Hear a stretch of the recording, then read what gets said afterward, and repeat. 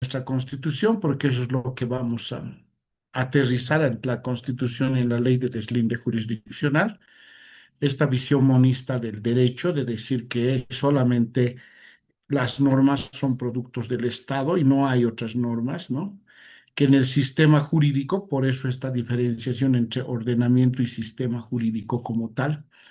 Y sí, cuando hagamos análisis de la Constitución vamos a plantearnos si evidentemente, ¿no? Dentro de lo que es el órgano judicial como tal, si realmente hay las condiciones necesarias para que la justicia indígena pueda tener el valor que se está queriendo asignar en un país como el nuestro, ¿no?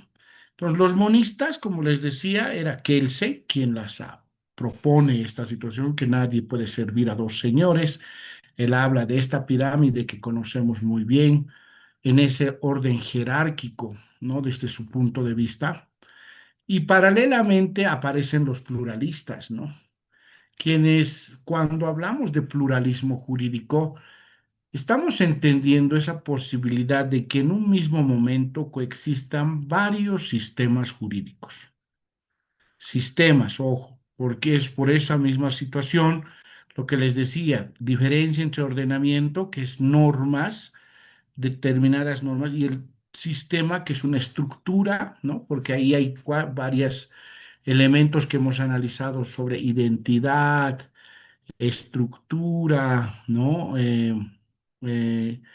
Cuándo aparece y todo aquello que es muy importante saber y que anime también a que podamos plantearnos la existencia o no. En este caso, un pluralismo de sistema y no una pluralidad de mecanismos o normas jurídicas, sino de sistemas, ¿no? Por eso, la discusión no es semántica, porque en realidad no es que el término nomás es sistema, manejarlo como si fuera ordenamiento, no está bien. El sistema, como les decimos, es esta estructura que tiene que tener, ¿no? Cualquier concepto que nos plantea de poder hacer esa comparación. Entonces, estas discusiones no se han dado tampoco en nuestro país para poder llegar y plantear un debate como el que estamos ahorita manejando y que también empieza a tener y dar problemas más adelante, ¿no? Pero hay fundamentos conceptuales, doctrinarios de plantear esto, y eso es lo que más me llamaba la atención, de que no se ha, ¿qué se llama? No se ha apropiado de estas teorías que, si bien son occidentales, pero que nos ayudaban a poder aterrizar si los pueblos indígena originario campesinos en nuestro país tienen un sistema de justicia, ¿no? Más allá de pensar en esa estructura que es desde lo occidental, el señalar que sí hay estatutos de los pueblos indígenas que tienen, ¿no? De los sindicatos, que es una forma que se han planteado, pero a partir de 1952 no hay un estudio serio antes de 1952. Si no eran sindicatos, ¿cómo estaban organizados? En Oruro, por ejemplo, los hachacarangas sí tienen una estructura súper interesante de cómo convocan ellos a los grandes cabildos, donde se determinan eh, por etapas posiblemente, o sesiones donde se va a discutir un problema que se va a llevar adelante. Claro, ahí también la comparación de decir, bueno, ¿quién es el que va a impartir justicia? Alguien ayer señalaba, hay ancianos sabios y todo, es de acuerdo, ¿no? En el caso nuestro del occidental, tiene que ser una persona que haya estudiado derecho, por ejemplo, para tomar una determinación. Pero por eso también tiene que cumplir una serie de reglas para decir, si se cumple esta serie de reglas, ¿quién mejor que una persona que es del lugar pueda determinar una determinación al respecto, ¿no? Porque a veces, por ejemplo, incorporar jueces, ¿no?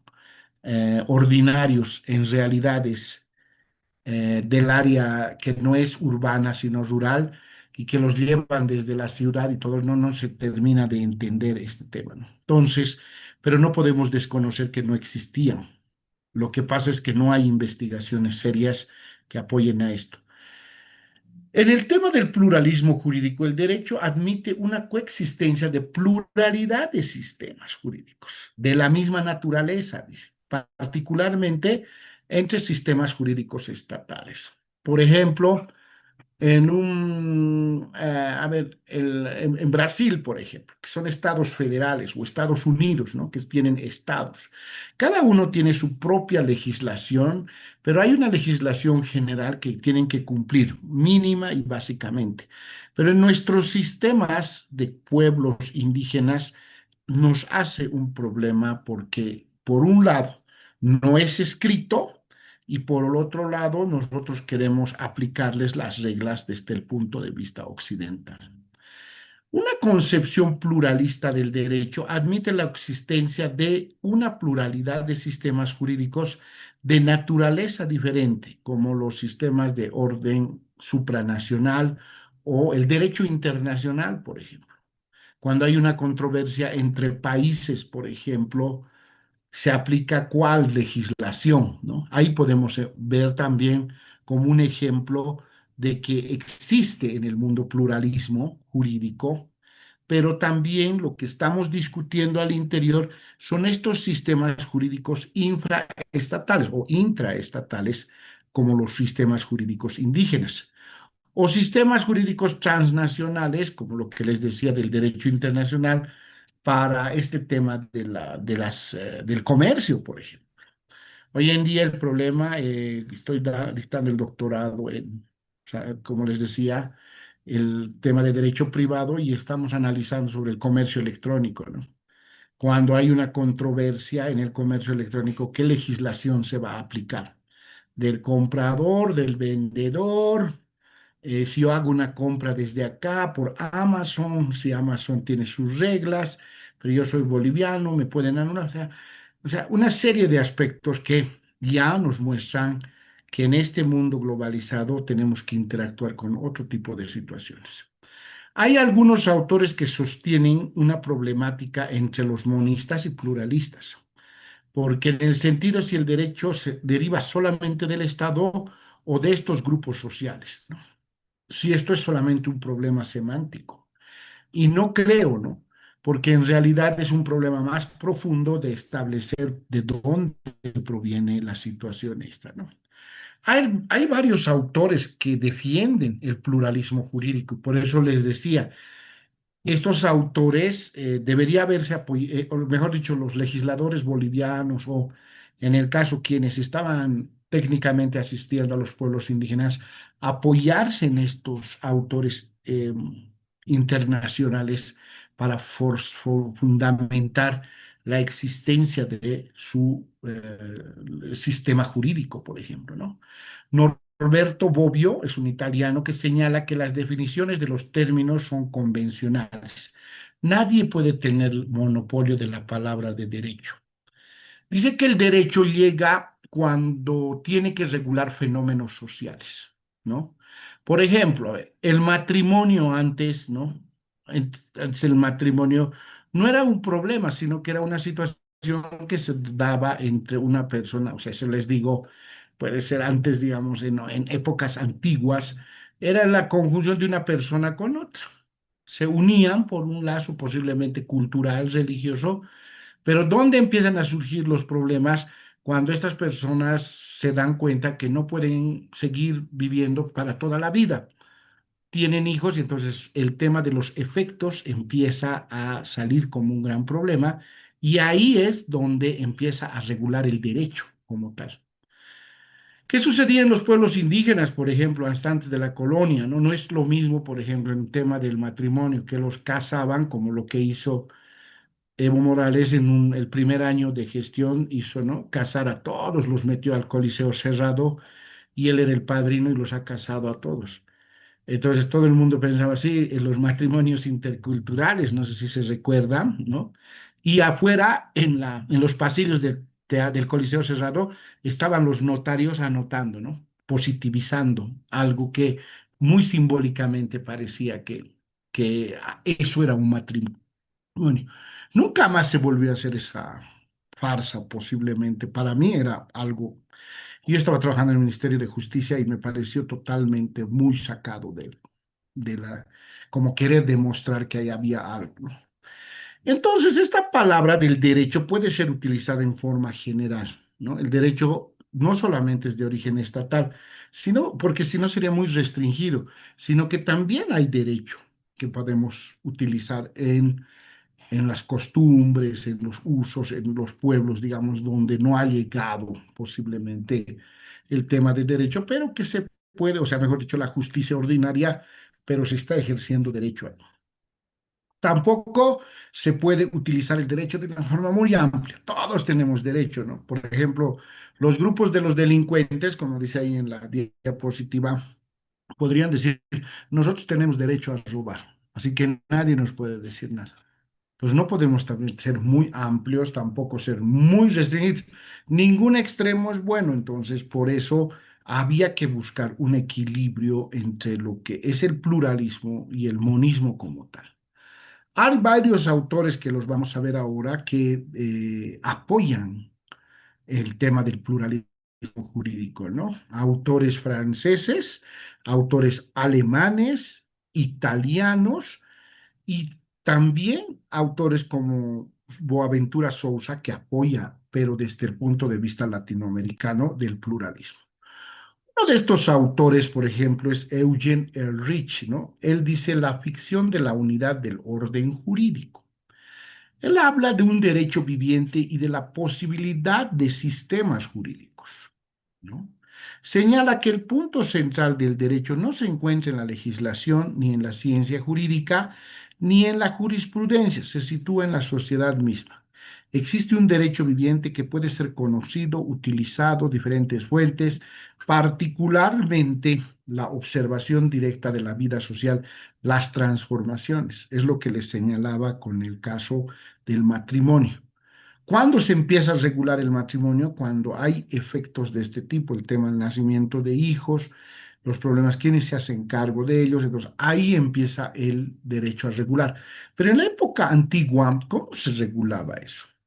O en el caso de los pueblos indígenas, ¿no? No yéndonos lejos, que dicen, no, aquí nunca hubo divorcio, claro, o sea, los pueblos indígenas tenían una forma de unirse entre ellos, pero tenían unos códigos de conducta bastante bien establecidos y no se podía pensar, por ejemplo, en el abandono de hijos y todo aquello que dice, no, eso se ha traído producto de la colonización, tampoco, ¿no?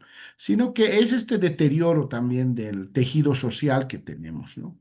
Y así hay aspectos, entonces, esta situación que es un derecho viviente, dice, ¿no?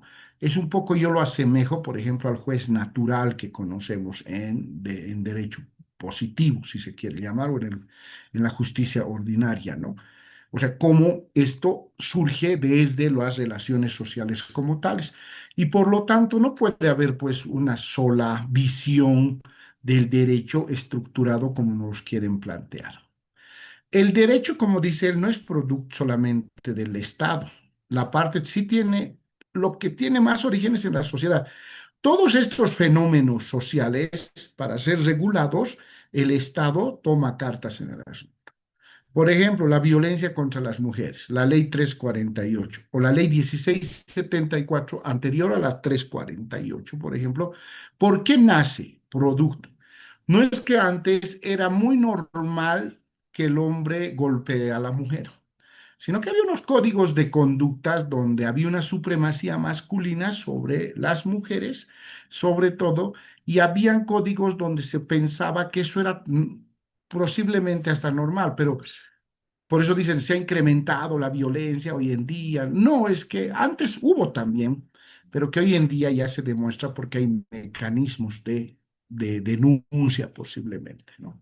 Entonces es muy importante ver cómo a lo largo del tiempo, ya les digo, la ley 1674, anterior a la 348, que era la de violencia intrafamiliar, esa ley, por ejemplo, es de los años 90. Pero antes de los años 90, ¿qué código trabajaba el tema de la violencia contra las mujeres? ¿O qué norma? Estamos hablando de los años 90. O sea, no hay. Entonces, por eso también es lo que les digo. Entonces, por eso ahora, hoy en día hablan, ¿no? Dicen, no, esa es una ley maldita que viene a destruir hogares. Y antes vivíamos mejor nomás, ¿no? No, no es que vivíamos mejor nomás, sino que estas situaciones de relaciones humanas tienen que ser reguladas. La legislación que reglamenta esas instituciones, como en este caso la institución de la familia, presupone la existencia de ciertos elementos de ello, tal cual lo que les dije, el matrimonio o la familia, de suave suerte que puede afirmar que la norma jurídica está condicionada por la sociedad. O sea, la sociedad es la que determina qué tipo de norma va a tener, ¿no? Y eso, por eso habla Eugene Ehrlich, dice, en este sentido, el derecho puede existir en diferentes espacios. El derecho es por naturaleza un orden interno de relaciones sociales o mejor una organización de grupos sociales, conjunto de reglas que determinan la posición, la dominación, la subordinación o las tareas asignadas a ellos. Otro de los autores que apoya el pluralismo jurídico y que lo fundamenta y que me parece excelente también, así como el Richard Santi Romano.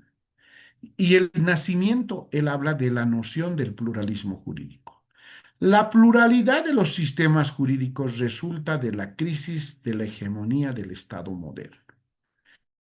Claro, no habíamos llegado a todo el Estado, con la justicia no había llegado a los diferentes pueblos, no había hecho un análisis social, antropológico de cómo estábamos conformados.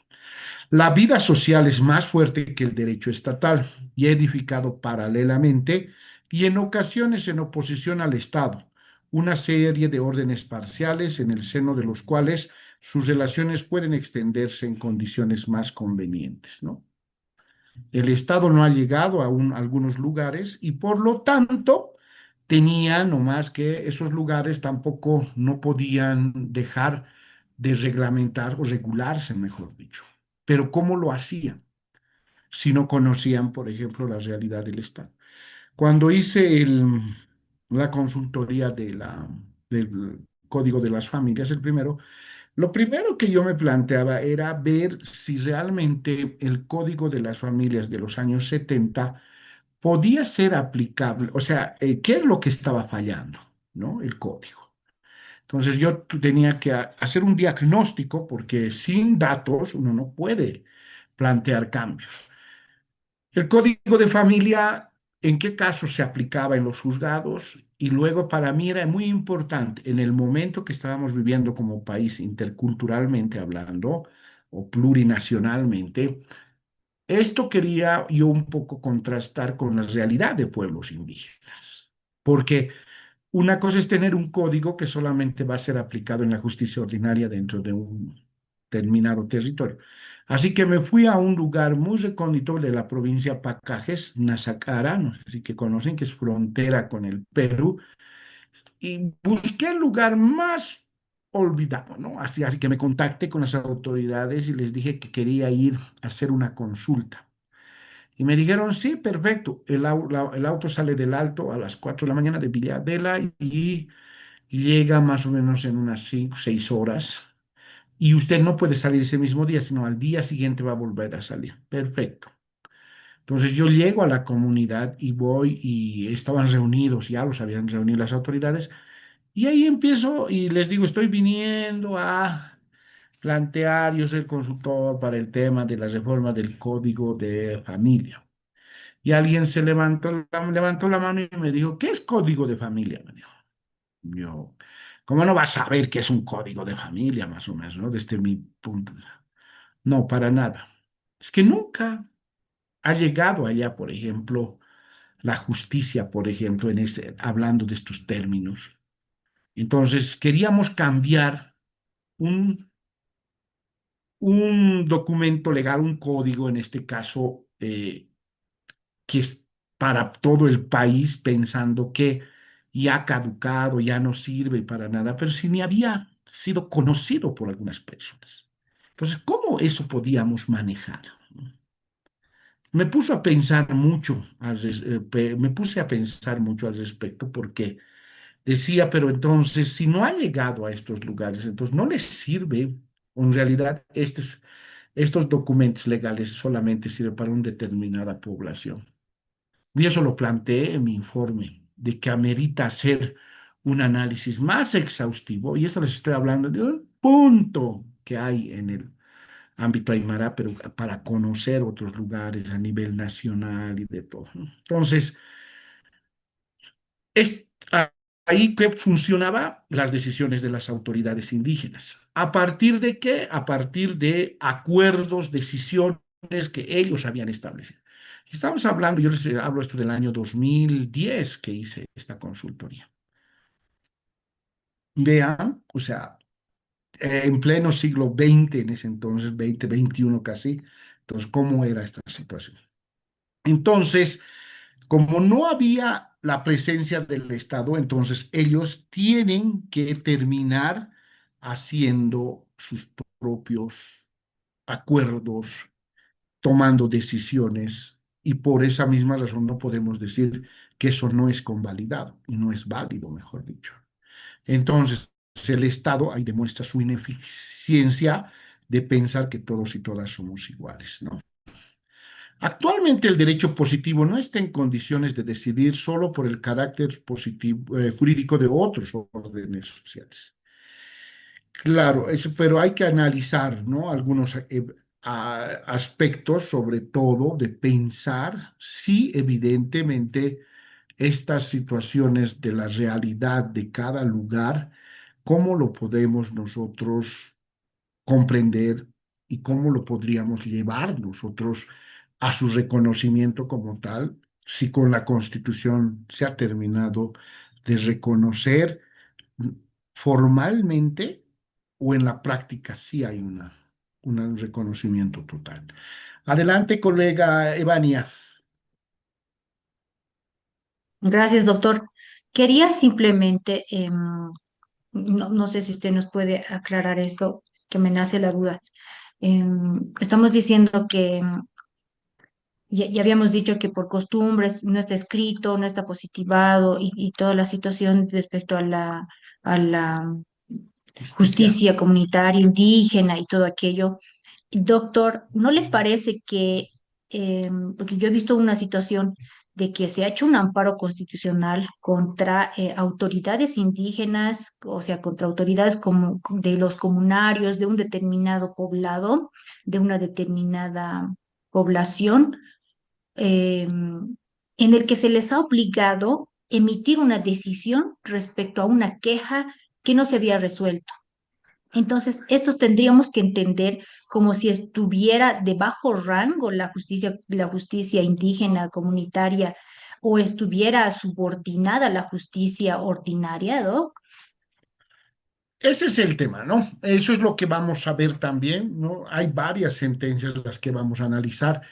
Claro, o sea, se pretende decir que tienen el mismo rango, las mismas decisiones que se van a tomar, pero al final el Tribunal Constitucional, también positivizado, decide que no. Bueno, el Tribunal Constitucional es el ente rector que precautela, ¿no? Que las garantías constitucionales, los derechos fundamentales estén siendo resguardados. Pero llega un momento en que todo este tema de la autodeterminación o soberanía que deberían ejercer los pueblos indígenas posiblemente no está siendo bien entendida y comprendida. Y ahí de decir que están en el mismo rango, termina siendo que sí está subordinada uno al otro. Entonces, es algo que se tiene que todavía seguir discutiendo y es lo que quiero un poco que lo veamos cuando entremos a la Constitución. Pero para aclarar, ahorita estamos viendo la parte doctrinal también, ¿no? Ya estamos en eso. Gracias, doctor. Gracias. No a usted. Entonces, esta crisis del Estado moderno implica precisamente un gran número de grupos sociales tienden a construirse cada uno su propia esfera jurídica independiente. Claro, mientras el Estado central, a través de su justicia ordinaria, no llegue a los diferentes lugares, entonces, y no conozca la realidad, porque no es la idea, colegas, eso es lo que les quiero señalar, tener juzgados o fiscalías en todas las comunidades, porque no conocen la realidad, o sea, no nos podríamos abastecer. O sea, debería por cantidad de población y por todo aquello. No. Entonces tenemos que echar mano de estas situaciones de sistemas. Y como les decía ayer, ¿no? Estoy queriendo hacer voy a ver si me animo o no, una investigación sobre los sistemas de justicia de paz, ¿no? Cómo funcionaba, ¿no? ¿Qué es lo que son la justicia de paz?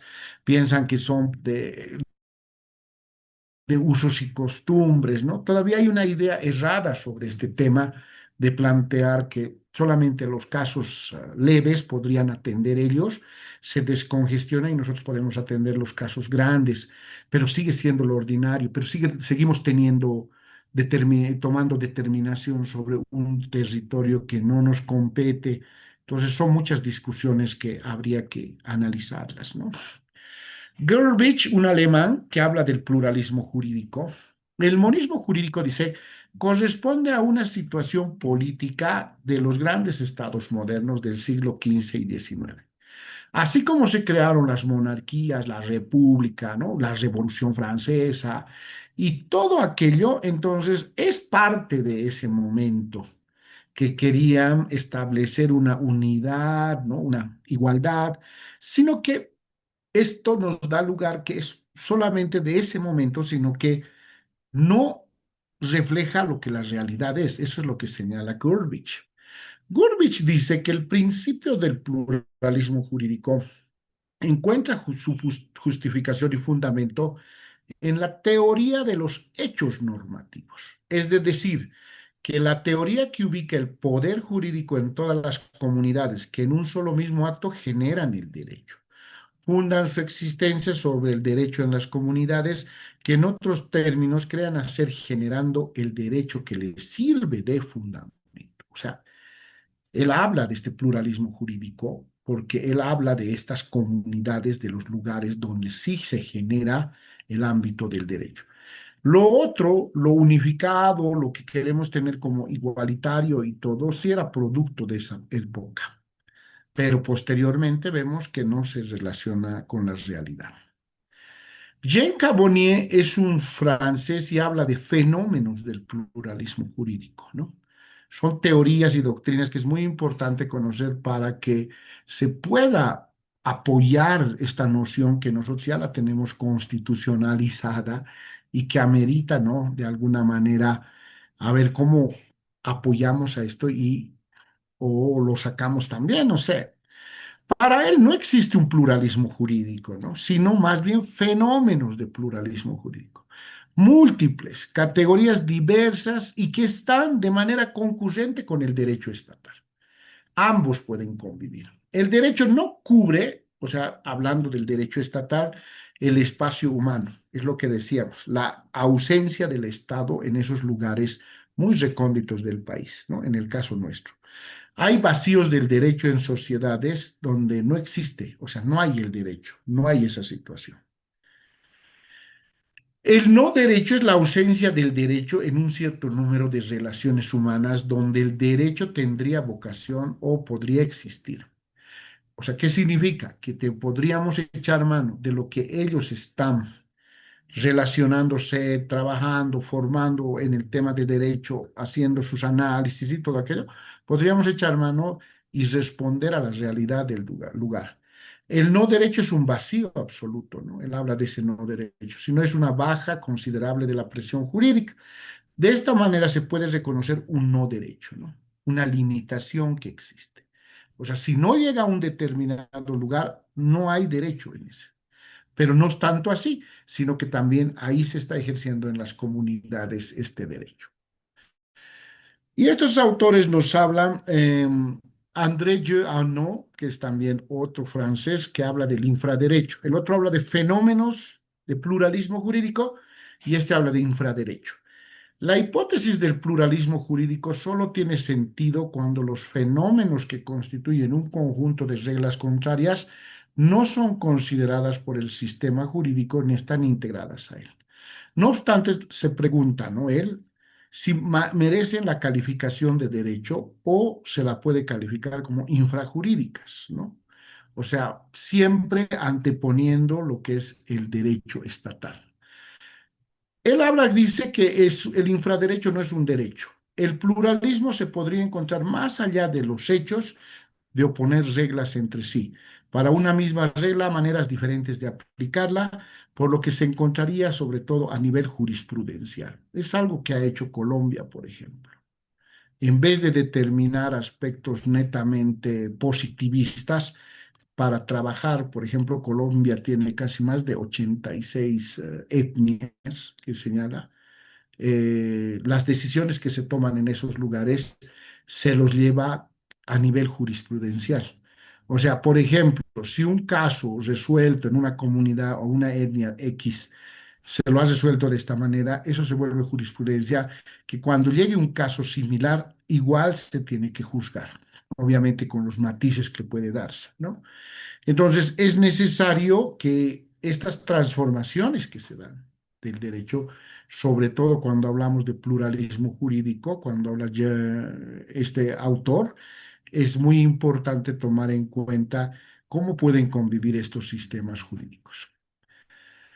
Y Boaventura Sousa, que lo han estudiado, él habla del pluralismo cultural. Él hace más énfasis en lo que es Latinoamérica, como les decía. Él habla de la noción del pluralismo jurídico cultural. Se está frente a la idea de que el discurso jurídico es reflejo de una cultura determinada. Por ejemplo, la cultura occidental tiene su discurso jurídico occidental, en tanto que también que es dominante y hegemónico en este caso. Pero por otro lado, los pueblos indígenas también tienen, él en esto aterriza, también tienen su forma de un discurso jurídico propio de su realidad cultural. Por eso a veces nos hacemos bollo, dice, pucha, es ordenamiento, sistema, tendrán, no tendrán, eso amerita hacer investigaciones. Un discurso jurídico perteneciente a una cultura no debería ser impuesto a otras sociedades. Claro, pensando nosotros que somos, tenemos la posibilidad de imponer a estos pueblos indígenas, ya les digo, hay que hacer una distinción porque también hay un aprovechamiento. Hay lugares que plantean que, bueno, aquí es, vamos a aplicar la justicia indígena originaria. Ejemplo, Mayasa. Mayasa, ¿cuánto está de la ciudad de La Paz? Los que conocen a nada, ¿no veo? Es ahí la zona sur y es Mayasa. Y hay un gran problema con el Parque Nacional de Mayasa, porque los pueblos dicen, estas eran tierras ancestrales, los comunarios, y que nos respetan y nosotros vamos a tomar la decisión de lotearlo más o menos. No hay un respeto por el tema del derecho. Entonces, ahí hay que ver algunos límites que habría que marcar para determinar si evidentemente este es una, un pueblo indígena originario campesino que nos plantea este detalle, ¿no? Que sí pueden tener ellos un sistema, pero habría que hacer una distinción, quiénes y quiénes no y quiénes sí, porque definitivamente, claro, y ahí ellos dicen, no, es que no nos podemos hacer una división, todos somos, ¿no? Yo soy Aymara y vivo en ¿qué se llama? En el alto, por ejemplo, pero tiene también sus terrenos en el altiplano. Entonces es todo un conflicto que nos podemos crear.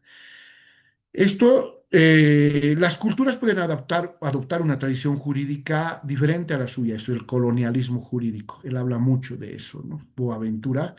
No quiere decir que lo hayan aceptado, nos ha tocado, o sea, los pueblos indígenas les han impuesto y por eso, y hasta si hacemos un análisis también, ¿qué es lo que ha pasado? ¿Quiénes son los más pleitistas, por ejemplo? O los casos que existen en el Alto con lo que es en la ciudad de La Paz. Estoy hablando mucho de La Paz porque en realidad hay más gente, digamos, de La Paz, pero no desconozco lo otro, como en Santa Cruz, por ejemplo, el Plan 3000 también, o asentamientos de los de Occidente en el Oriente, ¿no? ¿Cómo se maneja eso? Entonces, esto siempre es un problema que se traduce en que la eficacia del derecho como tal. Por eso hay casos, por ejemplo, que preferimos cuando se presenta, por ejemplo, en el alto, ¿no? Un tema de avasallamiento, despojo, inmediatamente las autoridades indígenas dicen, no, no, no, esto es una competencia nuestra. El juez dice, uy, consulta al Tribunal Constitucional o las mismas autoridades indígenas. Y ahí el Tribunal Constitucional tiene que decidir si está dentro de los límites que establecidos para esta población indígena. Fácil, no muy fácil, eso lo vamos a ver. Y Norberto Bobbio, el último autor, que habla de dos fases del pluralismo jurídico. Boaventura Sousa se asemeja más a lo que conoce más la realidad latinoamericana. El pluralismo jurídico ha recorrido dos fases. La primera, el nacimiento y desarrollo histórico, ¿no? Y jurídico a través de la Escuela Histórica del Derecho, que afirma que los derechos emanan desde la conciencia popular, que siempre hubo, ¿no? En las comunidades, y eso se ha transformado y es lo que es el derecho hoy en día estatal. Y la segunda fase corresponde a la etapa ya institucional, que parte del supuesto que en un sistema jurídico donde hay una institución, es decir, un grupo social organizado, la consecuencia de la teoría institucionalista es una fragmentación de la idea universal del derecho. Ya se empieza a hablar de un sistema jurídico establecido en esa forma como la que estamos planteando. Entonces, casi los países latinoamericanos, por eso un poco, hablando del sistema legislativo, nosotros tenemos un sistema legislativo inglés sobre todo, ¿no? Pero una tradición también romana, que era el Senado, ¿no? Y todos esos temas.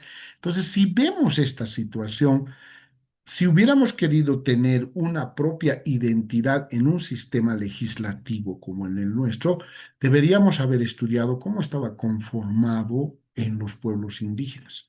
Se han hecho pocos estudios. Por ejemplo, en Jesús de Machaca se ha hecho cómo se podía organizaban, ¿no? Las autoridades, cuáles eran sus niveles de decisión y todo aquello. Pero muy incipiente, no ha hecho mucho, ¿no?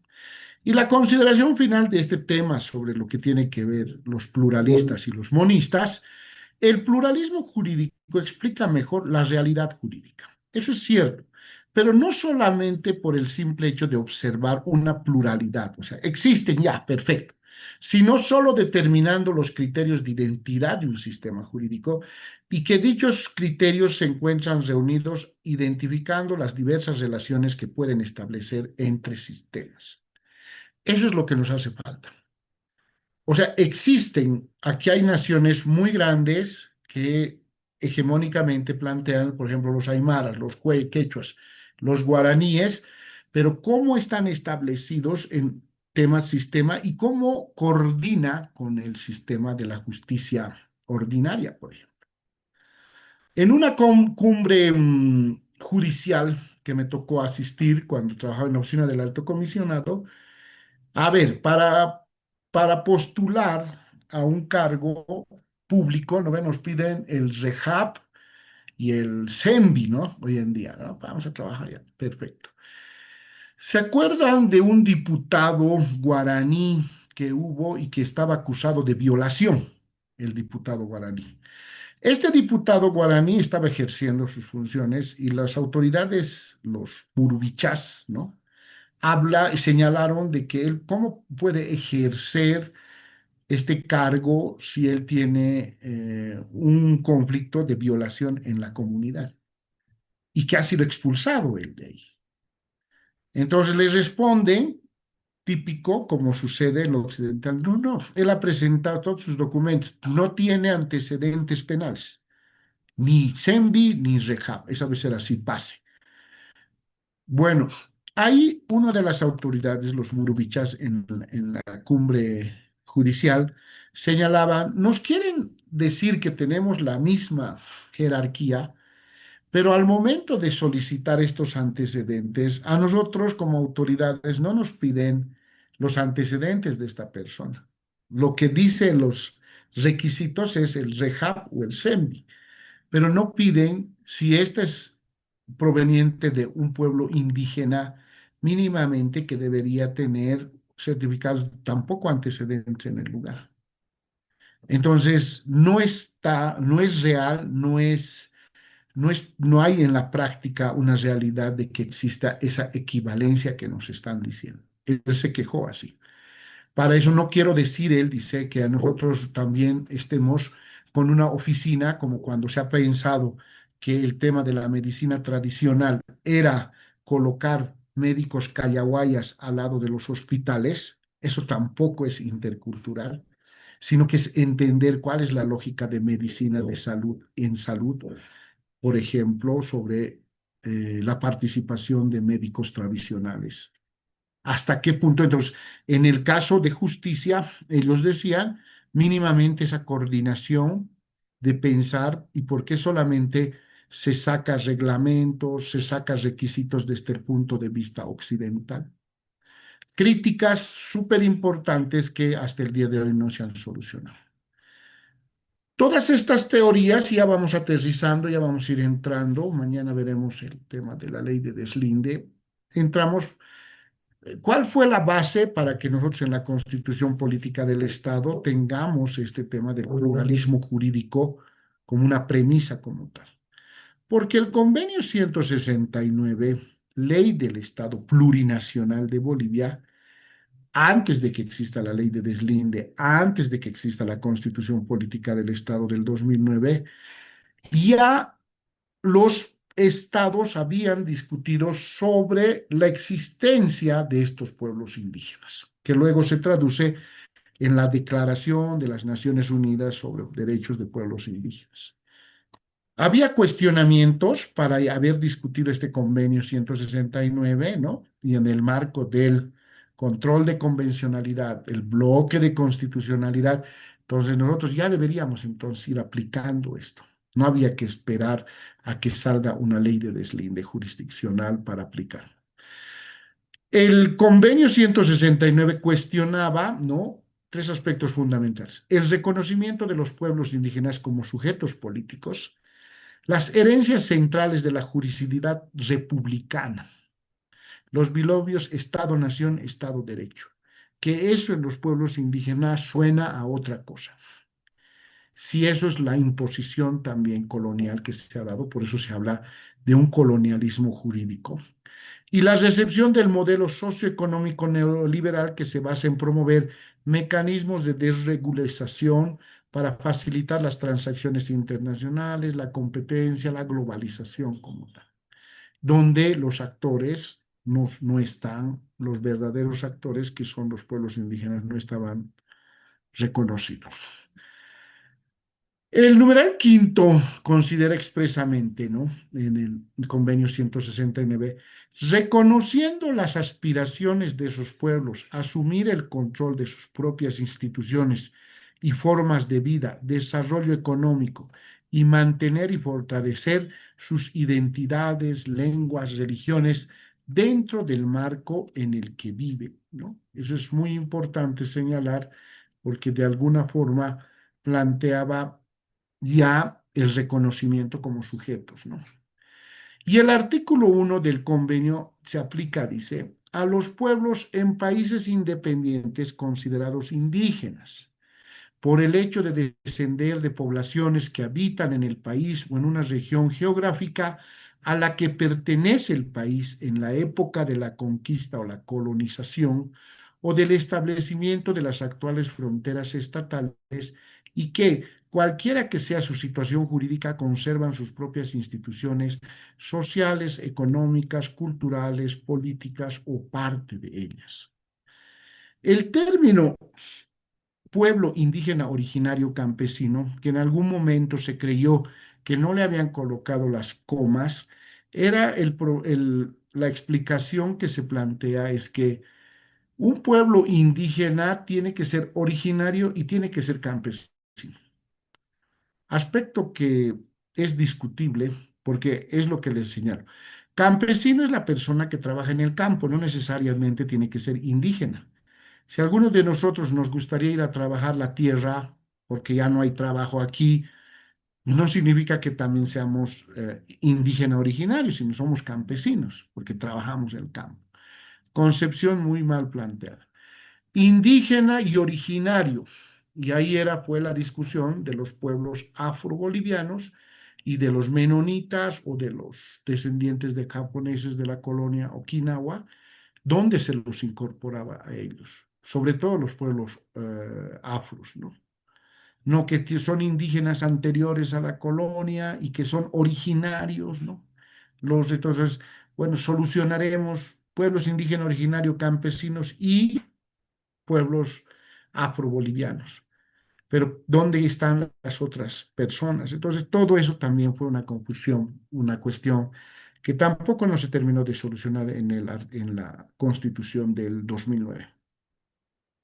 El artículo 8, el numeral 2, señala que dichos pueblos deberán tener el derecho de conservar sus costumbres, instituciones propias, siempre que éstas no sean incompatibles con los derechos fundamentales. Aquí aparece que todo aquello que realicen en los pueblos indígenas no tiene que estar contrario a los derechos humanos. Ya, eso es para tenerlo en cuenta, definidos por el sistema jurídico nacional ni con los derechos humanos internacionalmente reconocidos. Por ejemplo, los azotes, el tema del destierro, la expulsión que se dice, pero es un destierro, el tema de los azotes es maltrato, está reñido con los derechos humanos. Entonces, ahí hay unas discusiones también de ver, porque en los pueblos indígenas lo que se quiere es el restablecimiento de la comunidad como derecho colectivo, la armonía, la paz que había en ese lugar. Entonces, a la manzana podrida sacarla del lugar, establecer sanciones como tal, y por lo tanto es algo que se debería tomar en cuenta, ¿no? O también se puede considerar trabajos forzados, por ejemplo. Pues el que les decía del Félix Pazzi, ¿no? Cuando dijo, no quiero que me castigue la justicia ordinaria y voy a hacer los 1000 adobes, ¿no? Para el pueblo. O sea, él tomaba en cuenta que había las dos jurisdicciones vigentes y él se podía someter donde él quiera, ¿no? Se ha cometido un delito en la ciudad de La Paz y por otros tipos de condiciones, que es lo que los veremos ahora. Entonces, él tenía que ser juzgado en La Paz, pero él decía, no, yo voy a hacer en el pueblo y con eso me he librado, ¿no? Entonces, también ha sido bien manoseado. El artículo 9.1 dice, en la medida que ello sea compatible con el sistema jurídico nacional y con los derechos humanos internacionalmente reconocidos, deberán respetarse los métodos a que los pueblos, a lo que los pueblos interesados recurren tradicionalmente para la represión de delitos cometidos por sus miembros. No habla de una justicia indígena ni una justicia, ¿no? Sino dice de los métodos. Ellos, si quieren emplear esto, que no sea en contra de los derechos humanos. Los derechos humanos tienen su tradición occidental, así de simple decirlo. Entonces, ahí también hay otras críticas, ¿no? Pues yo le digo, soy muy crítico en este sentido. O sea, sí se les ha reconocido, pero a la vez, ¿en qué medida también se les está empujando al abismo por no encontrar, porque no se tiene un sustento que pueda demostrar realmente la importancia que puede ser el tema de la justicia indígena? Habla de las competencias que tiene que tener en el tema de justicia indígena. Por ejemplo, la competencia territorial. En principio, el convenio 169, en sus artículos 3 y 15, señala, los reconoce el derecho de los pueblos indígenas a la tierra, territorio, como un espacio de gestión colectiva. Se trata de un lugar que ocupan, de un modo, las actividades que ellos realizan. Miren, noten, tierra y territorio van unidos. El derecho indígena tiene competencia, ojo, respecto de los hechos, casos, situaciones o relaciones jurídicas que se dan dentro del ámbito territorial de los pueblos indígenas. Pero la eficacia de dichas decisiones es de alcance nacional. Claro, si se ha cometido un hecho en un determinado territorio, si se ha juzgado en ese lugar, esto tiene que repercutir a nivel nacional para que se tome en cuenta que esto ya ha tenido su propia decisión jurisdiccional.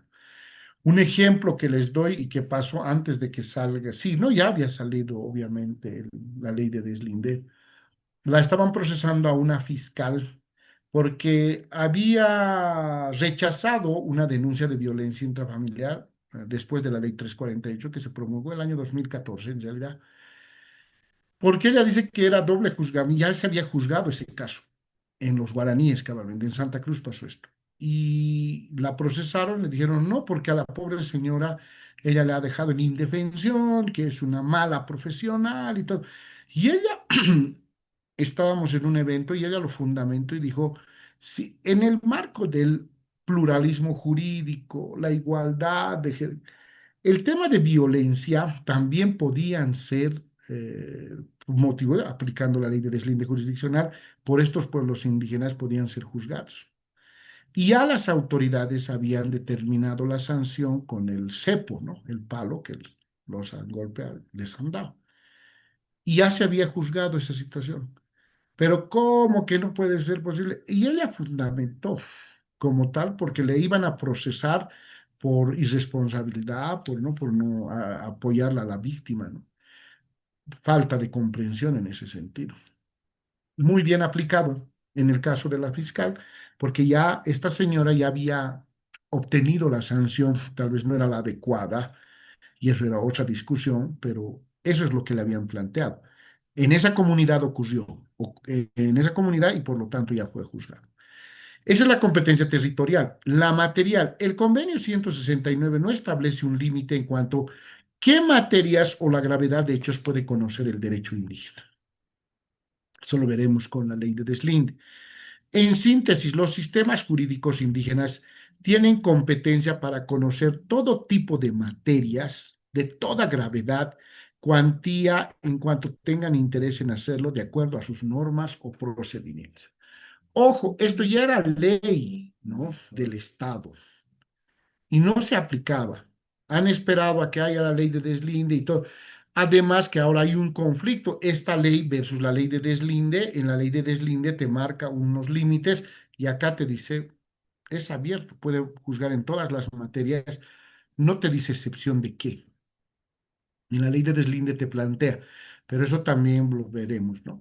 Y por último, la competencia personal. Hemos visto que tiene que tener, para juzgar, hay que tener una competencia territorial, que haya ocurrido en un determinado territorio, material, que se trata de una materia que puede ser juzgada en ese territorio, y el tema de la competencia personal. El convenio 169 de la OIT señala el derecho de los pueblos indígenas de aplicar sus propios métodos para la persecución de delitos cometidos por sus miembros.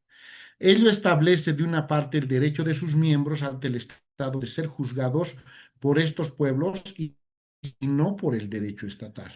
Pero al ser una atribución de pueblos indígenas como colectivos, no es facultativo de las personas en tanto individuos, por lo tanto, no están en condiciones de huir legalmente de su sistema cuando les conviene reparar, faltar o trabajar o cumplir una sanción. No es a título personal, sino dicen que esto tiene que ser para la reparación del pueblo, porque se trata de derechos colectivos. Y ahí alguien ayer señalaba y decía, ¿no? ¿Quién es entonces la competencia personal que tienen que ser del mismo pueblo indígena? Eso también es discutible y que ya hay sentencias constitucionales que han modulado esta situación, que no necesariamente tienes que ser del pueblo indígena para ser juzgado. ¿Por qué? Porque, por ejemplo, a mí me da la gana de comprarme un terreno por río abajo, por decirles. Entonces me compro y tengo que asumir todos estos niveles de condiciones en las que me puedo someter, si ese terreno tiene que cumplir usos y costumbres y todo aquello que se llame, ¿no? Entonces yo me someto. No soy del lugar, pero por ahí cometo, por decirles, avasallamiento, pero no soy indígena, a mí que me juzgan nomás en la ciudad de La Paz, porque allá el avasallamiento se mata, digamos, ¿no? Estoy dando un extremo de lo que me conviene, ¿no? A dónde voy, con quién voy. Y no es así, sino que acá sí se ha regulado esto de la competencia personal, que no puede ser del pueblo indígena o del lugar, pero tú te has adscrito voluntariamente al lugar. Xavier Albó, el antropólogo, si se acuerdan, él es catalán, español, y en este caso, por ejemplo, Xavier Albó, él decía, yo soy machaqueño, él es de Jesús de Machaca, y hablaba hasta Aymara él, pero es un tipo rubio, alto, de barba y de todo, ¿no? No, ¿cómo así que es machaqueño? Él no es, no, yo soy machaqueño, decía él. Hablaba el idioma, vivía allá y de todo lo demás. Él es el que un tanto impulsaba este tema de la autonomía indígena como tal, porque él estaba muy convencido de que estos existían sistemas que había que recopilarlos, recuperarlos, mejor dicho, pero en la práctica no se ha dado, ¿no? El límite, el límite, colegas, para todas estas decisiones de los pueblos indígenas son los derechos humanos. Discutible también, la no violación de los derechos fundamentales ni humanos. Hay una premisa y hay una justa, sí, en todas las culturas, el tema del respeto a la vida, en todas las culturas, ¿no? Pues, en unas u otras puede ser mal entendido, habría que analizar, por eso nunca hay que decir, sí, pero en esa cultura matan, güey. O los, por decirles, en la fiesta de la cruz de Macha, y se pegan sangre hasta matarse, ¿no? O sea, ¿por qué hay todo ese rito de la sangre, por ejemplo, ¿no? En Macha, se golpean entre comunidades unas con otras. Si no tenemos estudios claros, fundamentados, podríamos estar cometiendo cualquier aberración o diciendo cualquier aberración. De este modo, quienes pretenden decir que la jurisdicción especial debe estar subordinada, ¿no? En este caso la justicia indígena a la ordinaria, o que no puede interferir con ella o que debe estar controlada o reducida, está haciendo una interpretación mala del texto del convenio 169. Ojo, hay que tener muy presente el convenio 169 porque ese es el que refleja lo que posteriormente ha venido a ser el pluralismo jurídico en la constitución política del Estado. Hemos visto, hemos hablado por qué todo este proceso que ha sido acelerado, por ejemplo, de lo que les he mencionado, teorías y de todo aquello que no han sido tomadas en cuenta, pero que sí han incidido en la discusión por qué tiene que haber pluralismo jurídico en la Constitución. Ya lo señalaba, ¿no? En alguna clase, que ahí en el artículo 1 dice, Bolivia se constituye en un Estado unitario social de derecho plurinacional, comunitario, libre, independiente, soberano, democrático, intercultural, descentralizado, con autonomías, bolivarista más tenían que, faltaba varias cosas. Bolivia se funda en la pluralidad y el pluralismo político, económico, jurídico, cultural, lingüístico, dentro del proceso integrador del país. Pluralismo político, económico, jurídico y cultural. Ya tenemos esta constitución desde el 2009, ¿no? ¿Cuánto se ha avanzado en estos puntos específicos como tal? Para nosotros nos interesa saber, ya está constitucionalizado, qué ha pasado con el pluralismo jurídico. El artículo 30 es lo que les decía, es nación, pueblo, indígena, originario, campesino. Las comas no es que se hayan faltado, sino que tiene que cumplir estos tres requisitos para ser considerado pueblo indígena, originario, campesino. Toda la colectividad humana que comparte identidad cultural, idioma, tradición histórica, instituciones, territorialidad, cosmovisión, cuya existencia es anterior a la invasión colonial española. Solo estos pueden ser considerados pueblo indígena originario campesino, ¿no? Eso les digo, o sea, todavía es esta discusión, ¿no? De lo del campo, quiénes no y quiénes sí. En el marco de la unidad del Estado, en el parágrafo segundo, y de acuerdo con esta Constitución, las naciones y pueblos indígenas gozan de los siguientes derechos. Numeral 14 dice, al ejercicio de sus sistemas políticos, jurídicos, económicos, acorde a su cosmovisión. Perfecto, ya está constitucionalizado y a esto hay que darle practicidad. El artículo 178 dice, la potestad de impartir justicia emana del pueblo boliviano y se sustenta en los principios de independencia, imparcialidad, publicidad, probidad, celeridad, gratuidad, pluralismo jurídico, intercultural, equidad, participación ciudadana. Constituyen garantías de la independencia judicial el desempeño de los jueces de acuerdo a la carrera judicial y la autonomía presupuestaria de los órganos judiciales. A ver, si hacemos este análisis del artículo 178, nos habla de un pluralismo jurídico y luego dice garantías de la independencia judicial, habla de los jueces. Ya nos vamos a lo ordinario. Autonomía presupuestaria. A ver, si queremos equiparar la justicia indígena con la justicia ordinaria en un mismo nivel, no estamos partiendo de la misma parte de salida, por ejemplo, para llegar a la meta. Porque se exige al sistema a la jurisdicción indígena originaria campesina sus decisiones que sean iguales, no iguales, sino que tengan, digamos, una comparación nomás relativa con lo que es. Pero si la justicia ordinaria recibe hasta presupuesto, ¿no? Hay economía presupuestaria de los órganos judiciales. La justicia indígena recibe presupuesto. Tema de capacitación. A los jueces hay que darles capacitación, ley 1173, 348, las leyes estas y todos capacitando, capacitando. A las autoridades indígenas los capacitan en temas de ese tema. O sea, estamos partiendo mal. O sea, primero decimos que somos pluralistas y luego terminamos aterrizando en la justicia ordinaria. Y aquí viene una pregunta del millón. Quien responda aprueba la materia y ya no viene más a clases. ¿Ya? Vayan leyendo, lean, vamos a leer en voz alta. El artículo 179, parágrafo primero. La función judicial es única. ¿Ya? La función judicial es única. La jurisdicción ordinaria se ejerce por lo que habíamos hablado durante todo esto. Tribunal Supremo de Justicia, tribunales departamentales de justicia, ¿no? Y los tribunales de sentencia y los jueces. Nuestra estructura, de arriba a abajo. Punto y coma. La jurisdicción agroambiental por el tribunal y jueces agroambientales. Punto y coma. La jurisdicción indígena originaria campesina se ejerce por sus propias autoridades. Existirán jurisdicciones especializadas reguladas por ley, que ya ese es otro tema, ¿no? Como el derecho comunitario y son otras cosas.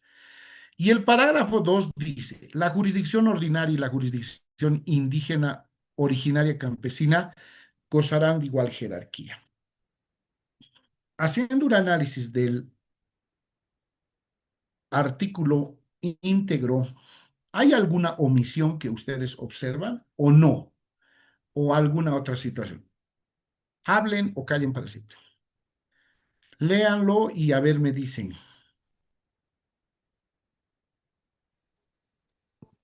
Doctor, buenas noches. Buenas noches, doctor. Adelante, por favor.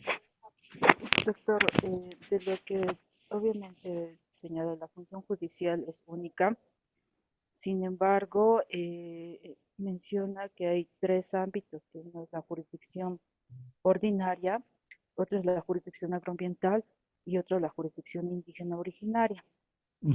Y en el segundo parágrafo habla solamente de la jurisdicción ordinaria y de la jurisdicción indígena, sin embargo, obvia a la jurisdicción agroambiental, teniendo en cuenta que, entonces, ¿en qué tipo o en qué jerarquía estaría? Estaría debajo, teniendo en cuenta que los tres puntos o las tres jurisdicciones tendrían que tener la misma jerarquía. Es lo que pienso, doctor, y es lo que creo que han obviado. Perfecto, colega Gironda, y ahorita hacemos esto. Le daremos la palabra al colega Cristian Jiménez. Adelante, por favor. Buenas noches, doctor. Buenas noches, Buenas colegas. noches. Bueno, aportando a la participación de la compañera, adicionalmente el artículo 179 nos habla de jurisdicciones especializadas.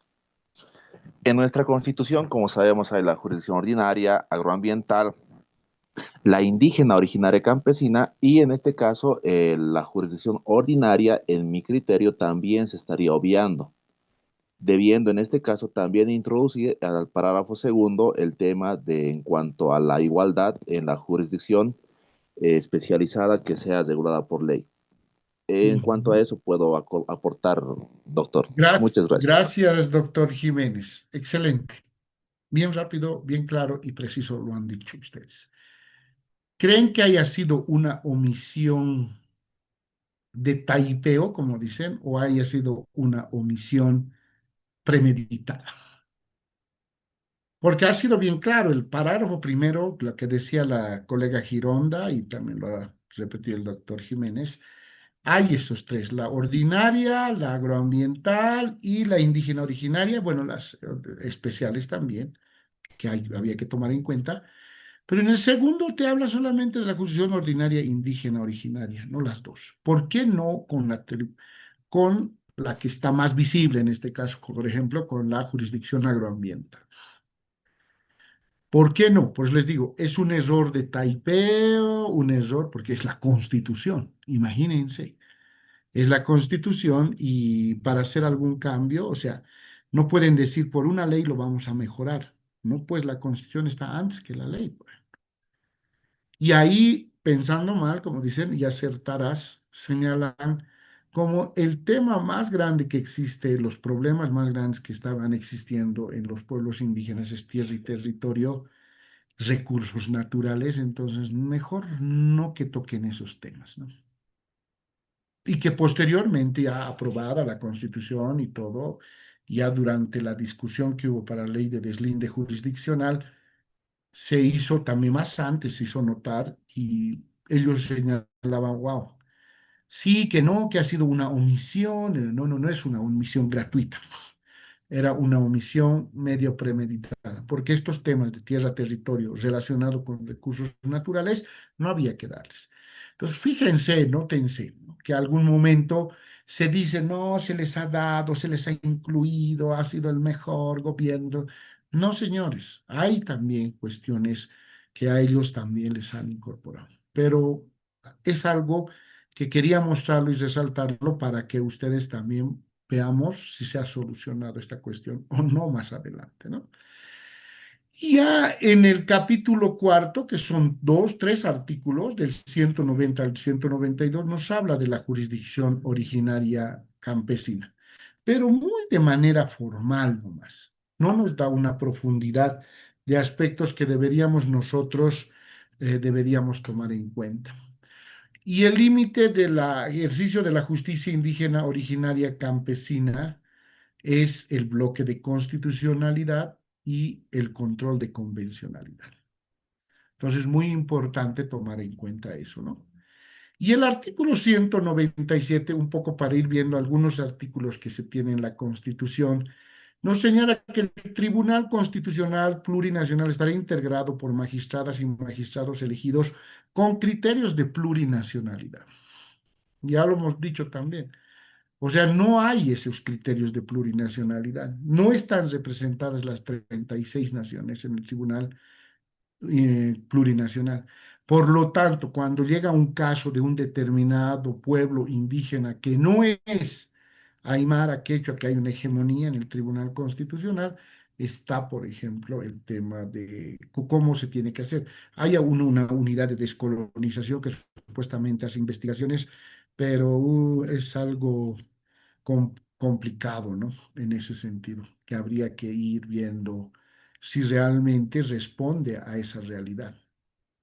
Y algo que me llamó mucho la atención en la postulación para los cargos al Tribunal Constitucional, solamente había una parte donde decía, ¿usted se identifica con algún pueblo indígena originario? Sí, haya un punto más para ti, digamos.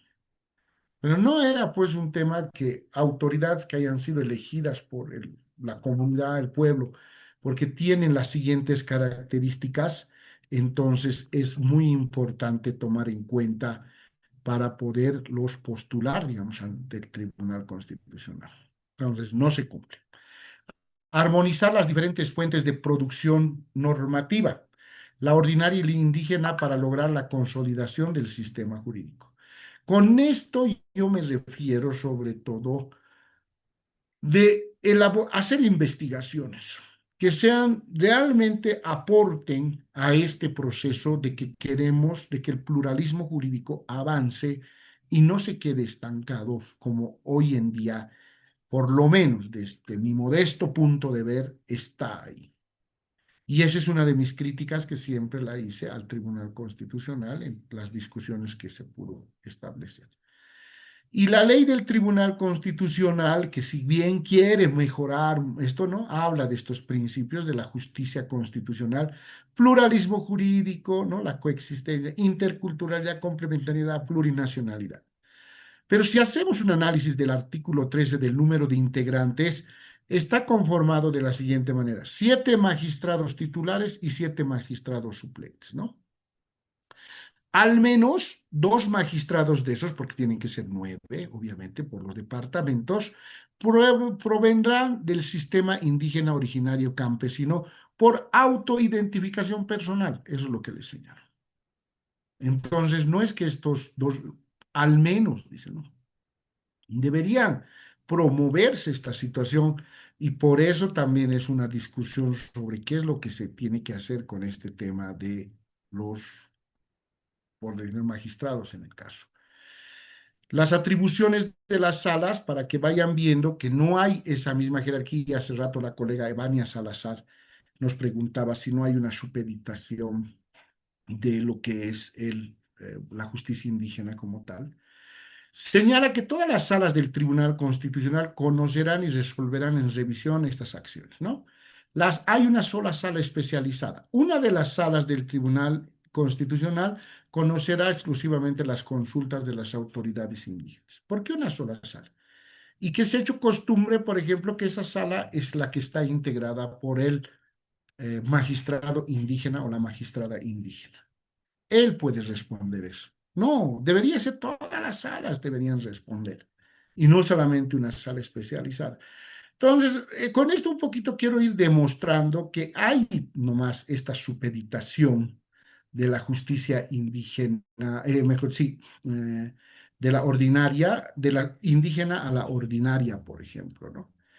Y en el caso del Tribunal Constitucional, cuando se plantea esta situación que tiene que ver sobre todo en este nivel de jerarquía que debería darse, o sea, no se está dando, cómo se está manejando en este sentido, y es algo que necesitamos también verlo, ¿no? Necesitamos analizarlo, plantearlo y discutirlo también en la medida que seamos críticos, sobre todo con lo que señala el tema del pluralismo jurídico como tal. No lo tengo ahí en la presentación, pero hay un artículo, si alguien tiene su constitución a la mano, tal vez, que me pueda leer el artículo 199. Adelante, colega Mari Jauregui, Doctor, buenas noches. Un segundo. por Ciento favor. noventa y nueve, ¿no? Sí, el artículo 199 de la Constitución. Ya. Parágrafo 1. Para optar a la magistratura del Tribunal Constitucional Plurinacional, se requerirá, además de los requisitos generales para el acceso al servicio público, haber cumplido 35 años y tener especialización o experiencia acreditada de por lo menos 8 años en las disciplinas de Derecho Constitucional, Administrativo o Derechos Humanos. Para la calificación de méritos, se tomará en cuenta el haber ejercido la calidad de autoridad originaria bajo su sistema de justicia. El parágrafo 2. Las candidatas y los candidatos al Tribunal Constitucional Plurinacional podrán ser propuestas y propuestos por organizaciones de la sociedad civil y de las naciones y pueblos indígena originario campesino. Así es, o sea, hay una falla ahí en el 2, por ejemplo, de que si van a hacer propuestas y no se está aprovechando esta situación por las autoridades indígenas, pero ahí habría que ver algunos parámetros como tal.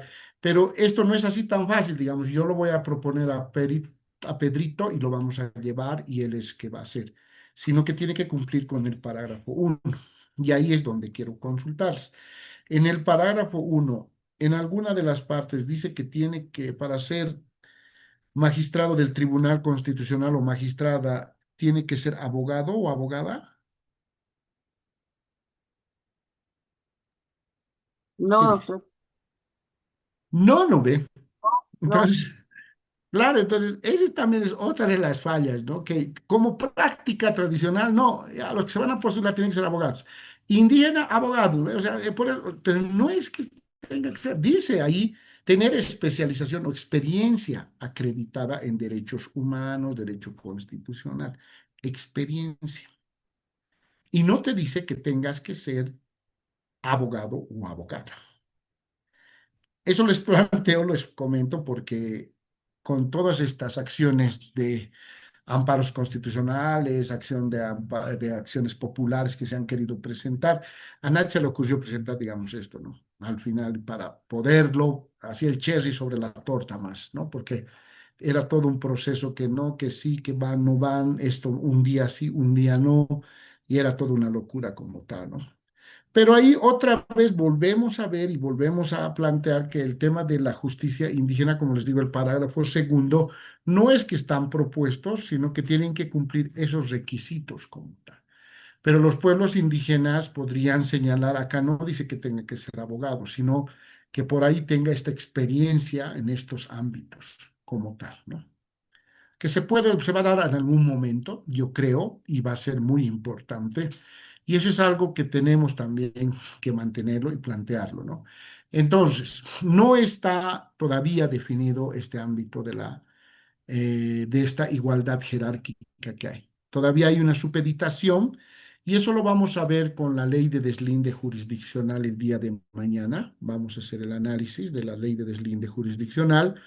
Les voy a mostrar también algunos elementos de lo que hacen en Colombia, qué les parece en ese sentido. Y algunos casos que lo que me señalaban sobre el tema que si esto solamente se sucede en el país, sino que los casos que se han presentado para analizarlos, porque la próxima semana va a ser full trabajo de grupos, ustedes son los que van a hablar, el que menos va a hablar soy yo, solamente para complementar y escucharles. Y es a partir de esto que quiero ese análisis, ¿no? Realmente se observa que ha habido, no ha habido, están de acuerdo, no están de acuerdo, y ese es un poco el trabajo que vamos a ir realizando en grupos desde la próxima semana. ¿Tienen alguna consulta, duda, comentario, aporte, crítica a esta parte que hemos podido ver sobre el pluralismo jurídico, que es muy importante, muy rápido, pero de alguna manera sienta las bases por las cuales nosotros como país habíamos adoptado mejor dicho, este ámbito del pluralismo jurídico? Bueno, colegas, si tienen o no la tienen, entonces, ¿alguien? Adelante. Colega Alcázar, después la colega Goya Muñoz. ¿Cómo está, doctor? Buenas noches. Buenas noches. Doc, dos aportes. Estaba revisando una sentencia constitucional, que es la 049/2020, justamente en la que hablan de la jurisdicción ordinaria, de la jurisdicción agroambiental y de la jurisdicción indígena originaria campesina. Entonces, en esta sentencia, pese a que nuestra Constitución Política de Estado dice que no tiene la misma jerarquía la agroambiental, porque en ese párrafo segundo hablamos de la ordinaria y la justicia originaria campesina que tendrían la misma jerarquía, pero se ha obviado lo que es lo agroambiental. En esta sentencia constitucional le comento que se le ha dado preferencia a la justicia originaria, a la justicia agroambiental, y no hacia la ordinaria ni a la indígena originaria campesina. Toda vez que se ha visto que ellos ya habían conocido anteriormente una causa igual, esto pasó en Beni, y tenían un auto, ¿cómo dice? Perdón, tenía un auto nacional agroambiental, y basta que se tuvo ya competencia que habría revisado algún proceso similar, ya la justicia ordinaria como la indígena originaria campesina se dejaron para atrás, y entonces ya fue potestad de la de la justicia agroambiental. Es Ah, una buena sentencia, la 044, quebrado 2020. Otro aporte más que quería darle, doctor, lo siguiente. Usted nos habla que, de este artículo, perdón, estoy con una laptop que no está. no Del se ciento preocupe, noventa y nueve siéntese. Nos habla Ujú. que para hacer, ay, perdón, un ratito, perdón, doc, no me lo sé de memoria el artículo. Para optar Siéntese. a la magistratura del Tribunal Constitucional Plurinacional se requiere, o sea, nos está diciendo que no necesariamente tienen que ser abogados. A eso se entiende, ¿no? En en una interpretación gramatical de la Constitución, a la letra muerta, ¿no? Nos dice simplemente que tenga que tenga conocimiento del derecho constitucional, administrativo y derechos humanos. Doc, más o menos esto va similar a lo que ha pasado cuando ha habido los constituyentes, porque cuando han entrado los constituyentes no eran necesariamente abogados y de derecho, eran personas electas por la sociedad, donde se ha visto que han ido, creo, ¿no, Doc? No sé si estoy equivocado, pero hasta donde me recuerdo era así, los constituyentes no eran necesariamente abogados, eran personas Mm. simplemente Claro, no, pero que representaban, ¿o para no? los constituyentes era otra, ¿no? Porque era la población como tal, o sea, el pueblo tenía que estar representado ahí, ¿no? En este caso, es para optar a un cargo institucional bastante grande como es el Tribunal Constitucional. Y ahí el anterior, por ejemplo, grupo con el que discutíamos, me decían, no, pues tienen que ser abogados, me decían. ¿Por qué? ¿Por qué tienen que ser? Porque de alguna manera los abogados conocemos el derecho y entonces al Tribunal Constitucional solo pueden ir abogados y abogadas. Pero la Constitución habla, el constituyente es otro. Pero, pero doctor, hablando desde una materia, digamos, de introducción al derecho, nosotros tenemos entendido que toda la sociedad tiene noción de qué es derecho. Eso Mm, lo dicen todos los doctrinarios. Entonces, así al es. tener todos una noción del derecho, tendrían que ser capaces de poder ver esto. Es así que también, no sé si, doctor, yo la verdad no estoy de acuerdo, pero yo lo estoy intentando interpretar la Constitución más favorable para ellos, porque yo sí entiendo que debería ser un abogado también, yo pienso. Pero, doctor, veamos que también, por ejemplo, en la Cámara de Diputados existen, no me acuerdo cómo se llaman estas personas, como unas divisiones que van a uno a educación, otro a territorio, creo que no sé qué palabrita les ponen, Las comisiones. comisiones. Y ellos no necesariamente son abogados, pero hablan temas jurídicos y legales y tienen justamente sus asesores. Bueno, asesores y estudiantes de derecho que se hacen pasar de asesores. Pero, doc, yo creo que algo similar querían hacer en eso. Pero No, por lamentablemente eso, a estamos ver, así, ¿no? Y doctor, no, adelante, doctor, adelante. como usted dice, doctor, es un buen tema justamente para plantear, o sea, está bien, ahí debería ser agregada la, ¿cómo se dice? Que debería ser un abogado y en el otro, en el artículo que nos decía que la jerarquía debería estar también, que los tres tienen la misma jerarquía, porque La misma estaríamos jerarquía. excluyendo un sector que es agroambiental, ¿no? Y doctor, le doy la razón, muchas gracias, doc, por escucharme y No, gracias, no, no, compañeros. a usted, colega Alcázar. Y el tema, por ejemplo, de la Asamblea Constituyente, esa es la discusión de ahora, que debería haber sido, ¿no? Ahora, para ser diputado o ser senador, porque tú vas a la Asamblea Legislativa, ¿a qué vas? Pues a hacer leyes. ¿Y quiénes hacen leyes? Los abogados. Si te llevan a un restaurante a cocinar, tienes que ir a cocinar. O sea, no con eso lo estoy marcando despectivamente para nada, en absoluto, pero sí es esa la discusión, sobre todo, de decir, ¿a qué vas al Tribunal Constitucional? Por eso las sentencias que están saliendo o salían no tienen la calidad necesaria. También, el ser abogado, abogado no te garantiza tampoco nada, ¿no? Pero mínimamente hemos tenido una formación de plantear, pero en un tema de pluralismo es algo complicado. Por eso les digo, les planteo algunos debates que se pueden generar en algún caso. Gracias, doctor Alcázar. Le daremos la palabra a la colega Goya Muñoz. Gracias, doctor. A usted, ¿Cómo está, Gracias. Doc? Buenas noches, colega, adelante, por favor. doctor. Doc, mi participación era respecto a lo que usted decía, ¿no? De que la jurisdicción indígena estuviese supeditada a la jurisdicción ordinaria. ¿No sería más al contrario a la justicia constitucional? Ya que de esta interpretación depende la aplicación de la justicia indígena, no tanto así de la ordinaria. Sí, a ver, sí, sí, digamos, lo vemos así, digamos, de manera muy formal, digamos, en este sentido, división del Mm. órgano judicial con el Tribunal Constitucional, se podría decir también en ese sentido.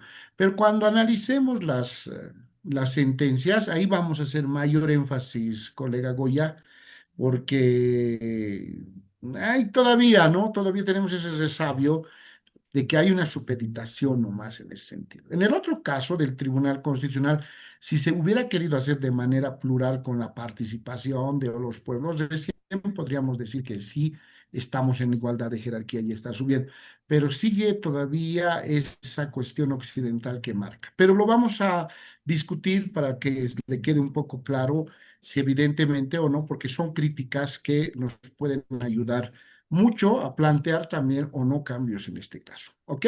Gracias, colega Está Muñoz. bien, gracias. Doctor Iván Quispe, por favor, adelante. Y luego el doctor Jiménez. Gracias, doctor. Bueno, en principio se me surge una duda a raíz de todos estos comentarios y la exposición que nos dio. Si bien la Constitución Política del Estado establece que puede ser un magistrado que tenga mínimamente con el tema de licenciatura, sea en la rama que sea, y que no abre la posibilidad que sea abogados. Eso coincide también con lo establecido para ser vocales del tribunal, del órgano Electoral. electoral. Mm. Exacto, ¿no? Entonces hay muchas de las personas que incluso se postulan siendo informáticos, administradores de empresas y otras áreas que no van vinculados de alguna u otra forma. Ahí va el detalle, el tema del principio de la costumbre, ¿no? No olvidemos de que para algunos temas indispensablemente te piden que sean ramas afines, ¿no? Es como por decirle, para optar el cargo de un asesor jurídico, indispensablemente debes de ser abogado, ¿no? O sea, no puedes ser un psicólogo que esté en esa área. Entonces, estuve buscando y también voy a buscar, estimado doctor, alguna interpretación constitucional que se haya planteado al respecto, o alguna sentencia constitucional, tal vez, no sé si usted lo haya visto y nos pueda complementar, estimado doctor. Muchas gracias. No, yo les pediría que lo vayamos también. Yo voy a tratar de buscarlo. La verdad, mire, no he encontrado. Porque eso, como les digo, este tema surgió y a mí me surgió la idea, la duda cuando hubo la postulación de las elecciones judiciales el año pasado. Entonces ahí es donde surgió y dije, wow, ahorita alguien va a sacar esto más, ¿no? Entonces, pero no había una sentencia constitucional que haya regulado. Me puedo estar equivocando, no, no es que yo sé todas las sentencias, no, voy a también verlo, pero también es un trabajo para todos. Gracias, doctor Quispe. Adelante, doctor Jiménez. ¿Cómo está, doctor? Buenas noches. ¿Cómo está? Eh, Doctor, me surgió una duda en cuanto a la igualdad de jerarquías. Usted nos hablaba en el artículo 199 en cuanto a la experiencia que debe adoptar el postulante en las ramas de derecho administrativo, derecho constitucional o derechos humanos. Ujú. Sin embargo, estas materias de derecho se aplican naturalmente al derecho a la jurisdicción ordinaria. Es decir, mi duda surge, doctor, que ¿por qué no se toma en cuenta la experiencia de una persona al ejercer, al impartir justicia dentro de la jurisdicción indígena originaria con los años de experiencia? Porque si nosotros estamos yendo a acreditar los años de experiencia que se ejerce en la jurisdicción ordinaria, estaríamos desnaturalizando lo que es el tema de la representación de la jurisdicción indígena originaria campesina.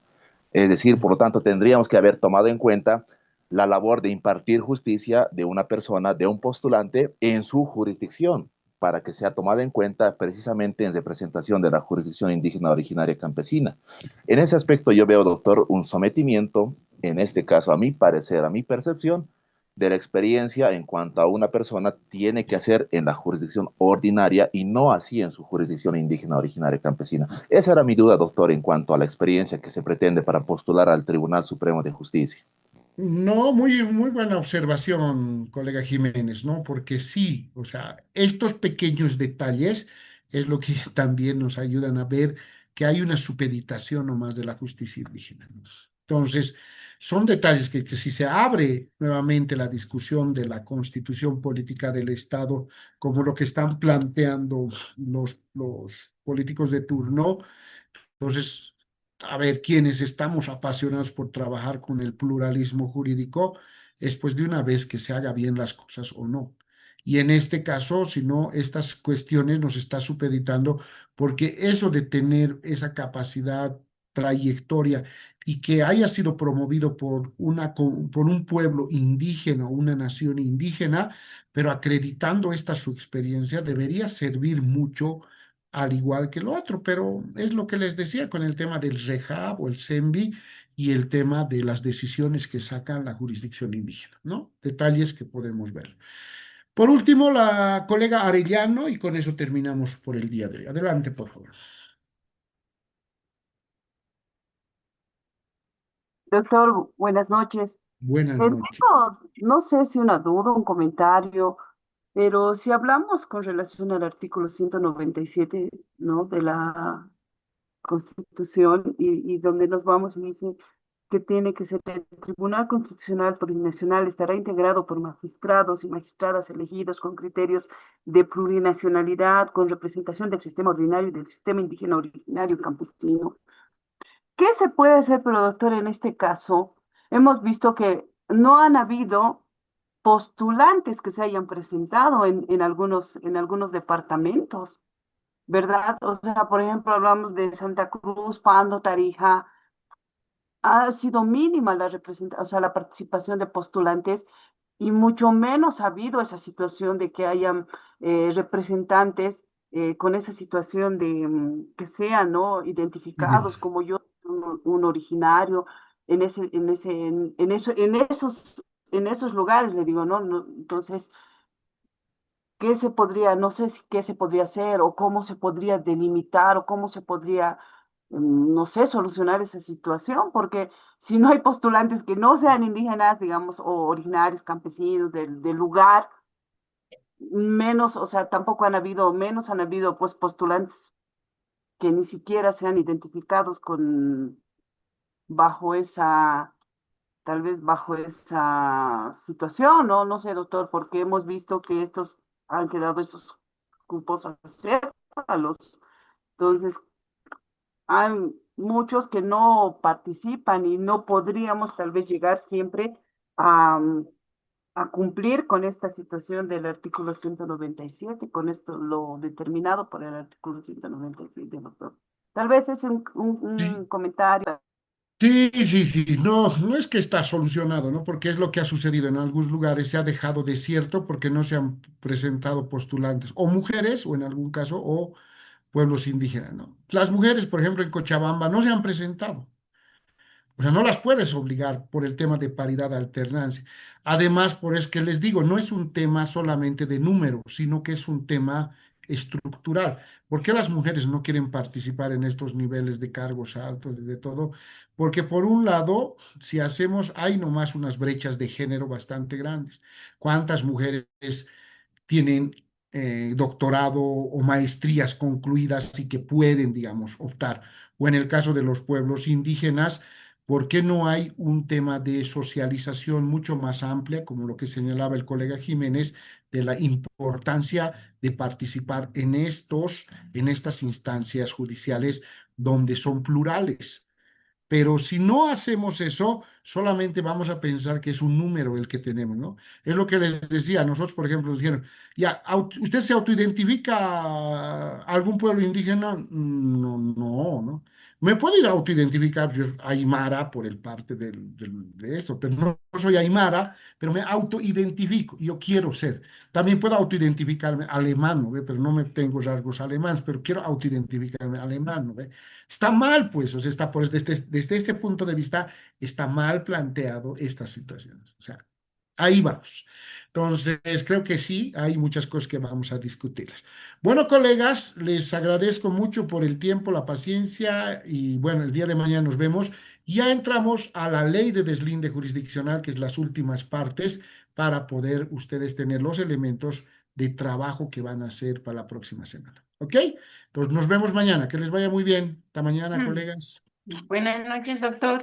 Buenas Muchas noches, gracias. Buenas doctor. noches, Hasta luego. doctor. Buenas noches. Buenas noches, doctor. Buenas noches. Buenas noches, doctor. Doctor, buenas noches. Buenas noches, colegas.